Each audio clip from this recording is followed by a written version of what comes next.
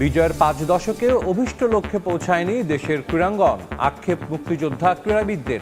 5 আগস্টের পরিবর্তন স্বপ্ন দেখালেও হিসেব মেলাতে চান না এখনই।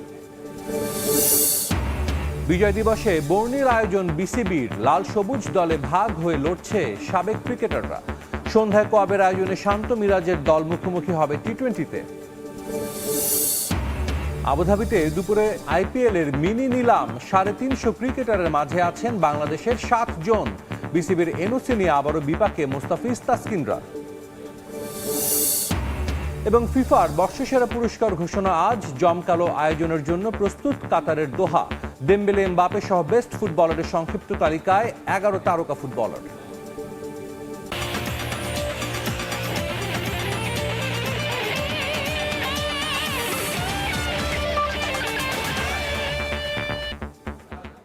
বিশ্বের নানা প্রান্তের খেলাধুলার খবর নিয়ে আমাদের নিয়মিত আয়োজন খেলার সময়। আর এই আয়োজন আপনাদের সঙ্গে আছে আমি সাজিদ মুস্তাহিদ। বিজয়ের 5 দশকেরও বেশি সময় দেশের ক্রীড়াঙ্গন অভীষ্ট লক্ষ্যে পৌঁছাতে পারেনি পর্যাপ্ত পরিকল্পনার অভাবে।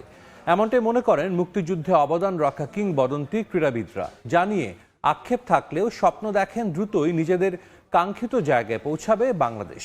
তবে 24-এর 5 আগস্টের পর কতটা পরিবর্তন এসেছে ক্রীড়াঙ্গনে, সেই হিসেব এখনই করতে নারাজ তারা। স্বাধীন বাংলাদেশে গেল 54 বছরে প্রাপ্তি অপ্রাপ্তির অনেক হিসেব নিকেশ আছে। যোগ বিয়োগের সমীকরণে হয়তো বহু হিসেবেই গড়মিল রয়ে গেছে। তবুও প্রত্যাশা সহজ সমীকরণের মতো হিসেব মিলে যাবে একদিন।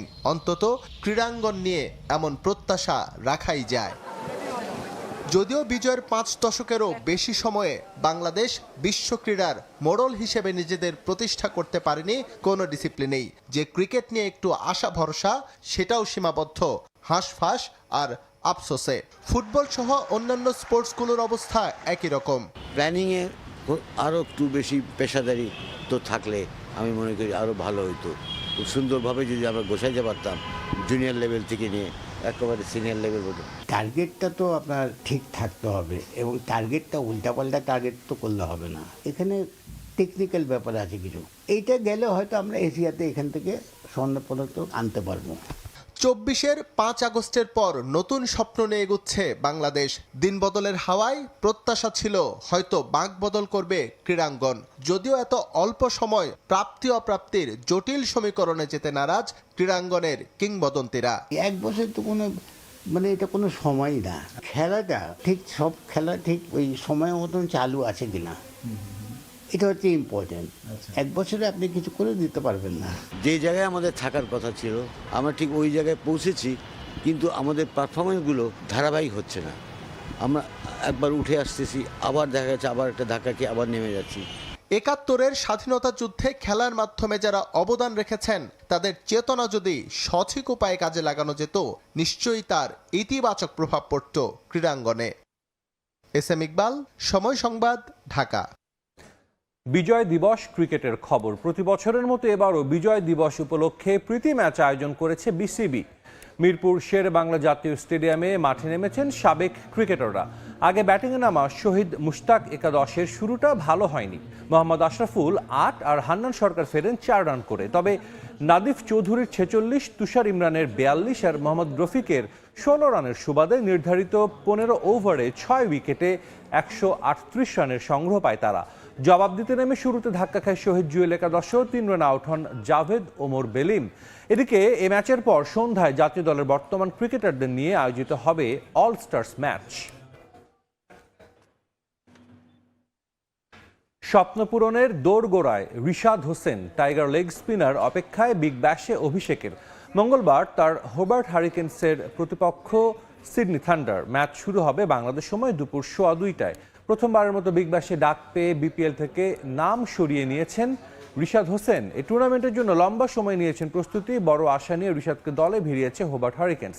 টুর্নামেন্টের নিয়ম অনুযায়ী ম্যাচে 3 বিদেশিকে খেলাতে পারবে ফ্র্যাঞ্চাইজিটি। রিশাদ ছাড়াও আছেন ক্রিস জর্ডান ও রেহান আহমেদ। এই 3 বিদেশিকে নিয়ে হোবার্ট হারিকেন্স একাদশ সাজানোর সম্ভাবনা বেশি। বাংলাদেশের মানুষের কাছ থেকে অন্যরকম ভালোবাসা পান, সে কারণেই ঢাকা ক্যাপিটালসের হয়ে বিপিএলে কাজ করার প্রস্তাব লুফে নিয়েছেন।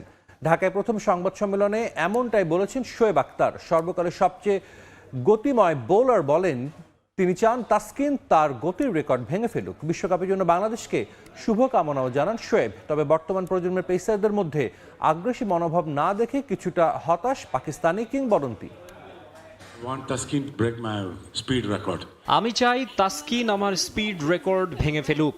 বাংলাদেশি ক্রিকেট প্রেমীদের একটু বিনোদন দিতেই কথাটা বলেছেন শোয়েব আখতার। প্রথমবারের মতো বিপিএলে যোগ দেয়া পাকিস্তানি কিংবদন্তিকে নিয়ে এদেশের ভক্তদের কৌতূহলের শেষ নেই। পাকিস্তানি লেজেন্ডের কথা নিশ্চয়ই উজ্জীবিত করবে তাসকিন সহ বাংলাদেশি সব পেসারকে। বাংলাদেশের সবসময় ভালোবাসা পেয়েছি, তাই এখানে আসার সুযোগ হাতছাড়া করতে চাইনি। শন টেইট অন্যতম সেরা পেস বোলিং কোচ, এরপর আমাকে আপনাদের আর দরকার হবে না। এদেশের পেস ইউনিট দারুণ, বিশেষ করে তাসকিন শার্প, ফোকাসড, নাহিদ রানাও ভালো। নিজের সময়ে শোয়েব আখতার ছিলেন ব্যাটারদের জম।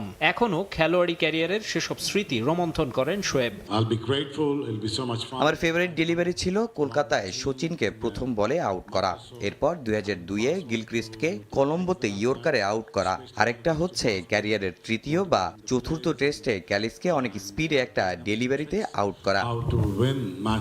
খেলাটাকে ইন্টারেস্টিং করতে বাউন্সার কিংবা বডি কন্ট্যাক্টের ক্ষেত্রে কিছু নিয়ম কানুনের ব্যাপারে আইসিসিকে নমনীয় হওয়ারও অনুরোধ করেন শোয়েব।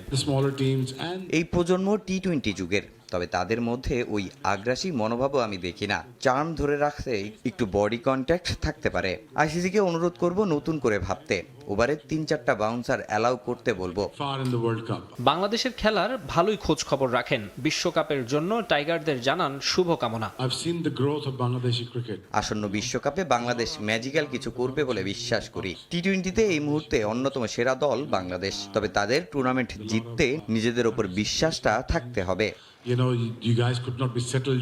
বাংলা ভাষা শিখতে চান বলেও জানান শোয়েব আখতার। মাকসুম আলম খান, সময় সংবাদ, ঢাকা। বিসিবির বর্তমান কমিটি অবৈধ। নতুন ক্রীড়া উপদেষ্টার সঙ্গে দেখা করে কোন পন্থায় বিসিবি নির্বাচন হয়েছে তা তুলে ধরবে লিগ বর্জন করা ঢাকার 44 ক্লাব। সম্প্রতি তাদের কার্যক্রমে তামিম ইকবালকে দেখা না গেলেও সাবেক অধিনায়ক তাদের সঙ্গে আছেন বলেই সংবাদ সম্মেলনে জানানো হয়েছে। যখন তখন ইচ্ছে মতো লিগের বাইলজ পরিবর্তন করার এখতিয়ার সিসিডিএমের নেই বলেও দাবি করেন লিগ বর্জন করা ক্লাবের কর্তা ব্যক্তিরা। লিগে অংশ না নিলেও নিজেদের বিদ্রোহী বলতে নারাজ ক্লাব সংগঠকরা। ক্রিকেট পাড়া উত্তপ্ত প্রথম বিভাগ ক্রিকেট লিগ নিয়ে। 8 ক্লাব ছাড়াই মাঠে গড়িয়েছে খেলা। দল না পাওয়া ক্রিকেটারদের ঢুকতে দেয়া হয়নি স্টেডিয়ামে, জানিয়ে প্রতিবাদ জানিয়েছেন তামিম ইকবাল। এবার এক মঞ্চে ঢাকার লিগ বর্জন করা ক্লাবগুলোর কর্তারা প্রতিবাদ জানান বিসিবির এমন আচরণের। প্লেয়ারদেরকে ঢুকতে দেওয়া হয়নি, মেইন গেট বন্ধ করে দেওয়া হয়েছে। এর থেকে দুঃখজনক আর কি হতে পারে? বর্তমান ক্রিকেট বোর্ডের নানা অসঙ্গতি তুলে ধরতে আয়োজন করা হয় সংবাদ সম্মেলন, যেখানে বারবার বলা হয় বর্তমান ক্রিকেট বোর্ড অবৈধ।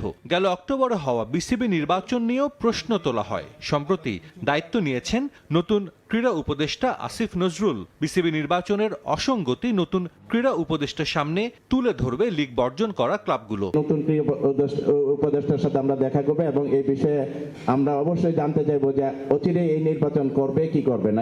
শুরুতে এক মঞ্চে থাকলেও সম্প্রতি তামিম ইকবালকে দেখা যায় না লিগ বর্জন করা ক্লাবগুলোর সঙ্গে, যদিও তামিম তাদের সঙ্গে আছে বলেই দাবি করা হয়। নিজেদের বিদ্রোহী ক্লাব বলতেও নারাজ সংগঠকরা। Tamim Iqbal from the beginning আমাদের সাথে ছিল এবং এই বোর্ডকে অবৈধ বলে আসছে এবং ভবিষ্যতেও বলবে, এখনো বলছে। বিদ্রোহী তো আমরা না, আমরা জাস্ট প্রতিবাদ জানাচ্ছি যে প্রক্রিয়া ইলেকশনটা হয়েছে, এটা বারবার বলা হয়েছে। অক্টোবর মাসের 6 তারিখে ইলেকশনটা হলো, সেপ্টেম্বর মাসে এনাদেরকে চিন্তা করা। সিসিডিএম নিয়েও অভিযোগ করেন ক্লাব সংগঠকরা, যখন তখন বাইলজ পরিবর্তন করাও তাদের এখতিয়ার বহির্ভূত। সিসিডিএম এর কোনো এখতিয়ার নাই কোনো বাইলজ পরিবর্তন করা। সিসিডিএম এর এখতিয়ার শুধু আছে খেলা পরিচালনা করবে এবং খেলার ব্যবস্থা করবে। সাজিদ মুস্তাহিদ, সময় সংবাদ, ঢাকা। আবুধাবিতে আজ বসবে আইপিএল এর মিনি নিলাম। অংশ নিচ্ছেন মোস্তাফিজ সহ বাংলাদেশের 7 ক্রিকেটার। থাকবেন ক্রিকেট বিশ্বের আরও 343 জন। যদিও ফ্র্যাঞ্চাইজিগুলোর স্লট ফাঁকা মাত্র 77টি। সবচেয়ে বেশি অর্থ আছে কলকাতা নাইট রাইডার্সের পকেটে, 64 কোটি রুপি। বাংলাদেশ সময় বিকেল 3টায় শুরু হবে নিলামের আনুষ্ঠানিকতা। Indian premier league IPL franchise cricket দুনিয়ার দানব। যাদের ধারে কাছে নেই কেউই। Big Bash, SA T20, PSL, IL T20 কিংবা বিপিএল সবার লড়াই দ্বিতীয় পজিশনটার জন্য। এবার মিনি নিলাম হবে মধ্যপ্রাচ্যের আরেক শহর আবুধাবিতে। সংযুক্ত আরব আমিরাতের রাজধানীতে বাংলাদেশ সময় দুপুর 3টা নাগাদ শুরু হবে নিলামের আনুষ্ঠানিকতা। এবারে নিলামে বিভিন্ন দেশ থেকে মোট 350 ক্রিকেটার অংশ নেবেন নিজেদের ভাগ্য যাচাইয়ে, যেখানে থাকবেন বাংলাদেশেরও 7 জন। 2 কোটি রুপি ভিত্তিমূল্যে সবার উপরে আছেন মুস্তাফিজুর রহমান, আর 75 লাখ ভিত্তিমূল্যে থাকবেন রিশাদ হোসেন, তাসকিন আহমেদ, তানজিম সাকিব, নাহিদ রানা এবং শরীফুল ইসলাম।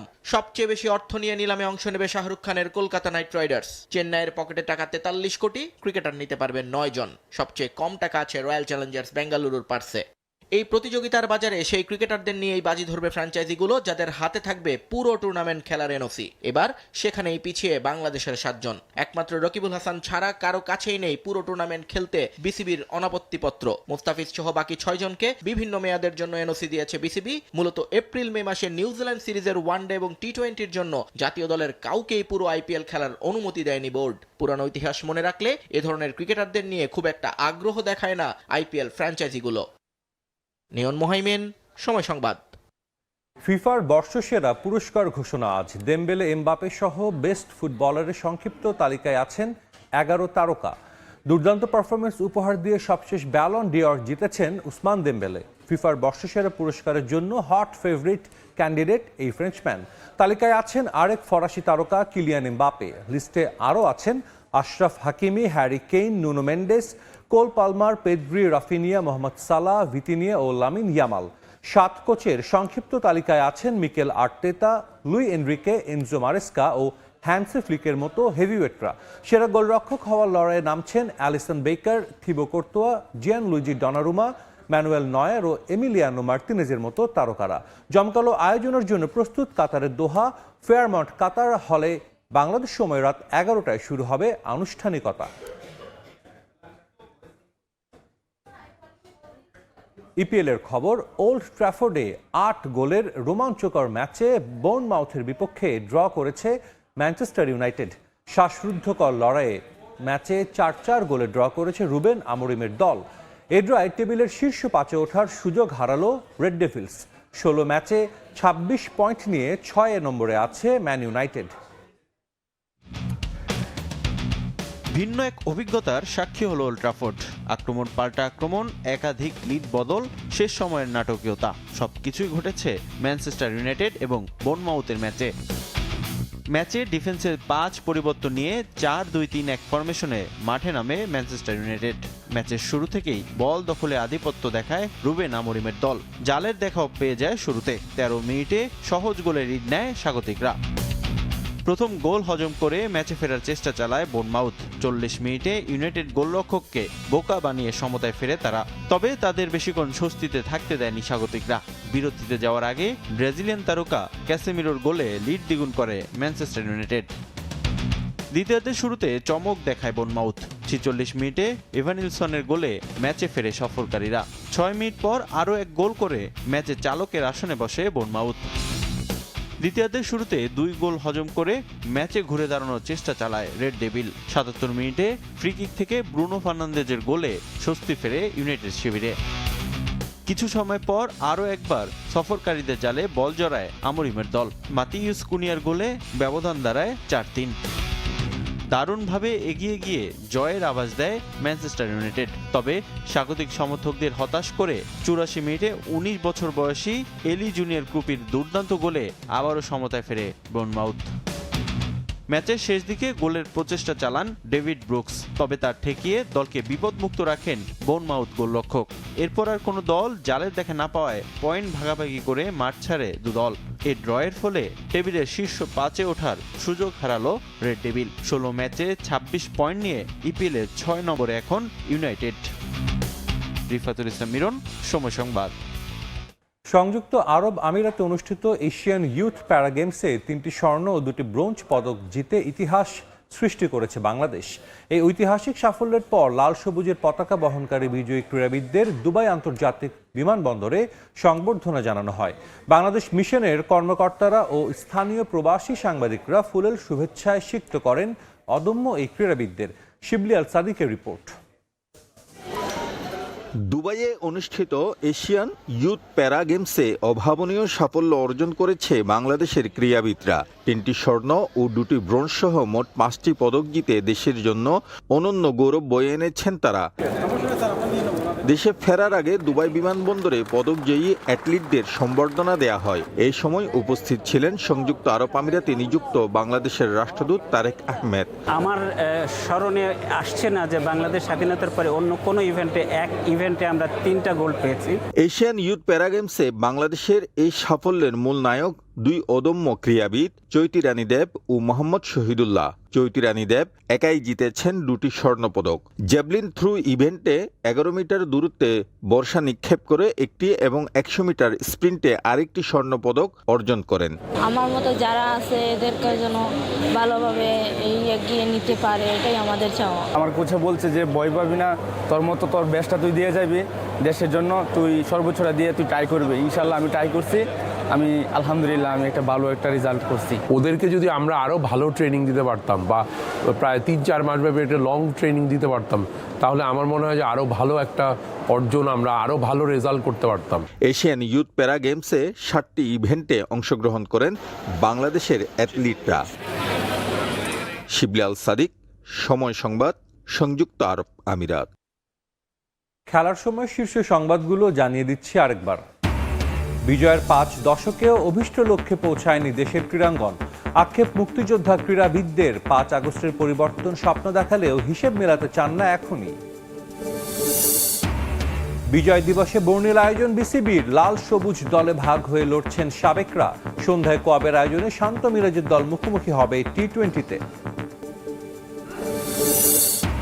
এবং আবুধাবিতে দুপুরে আইপিএল এর মিনি নিলাম। 350 ক্রিকেটারের মাঝে আছেন বাংলাদেশের 7 জন। বিসিবির এনওসি নিয়ে বিপাকে মুস্তাফিজ তাসকিনরা।